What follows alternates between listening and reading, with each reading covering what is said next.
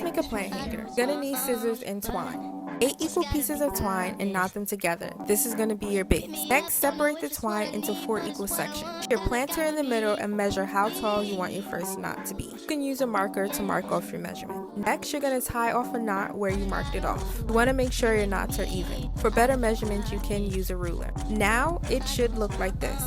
You're going to want to measure off your second knot now. Once you've done this all the way around, you're going to take one side of each section and knot it together with the side next to it, like this. You're going to repeat this step all the way around, creating 4 new sections. Once that is done, it should look like this, 4 equal squares.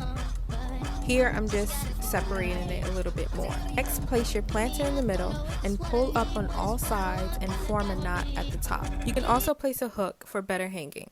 And boom, all done.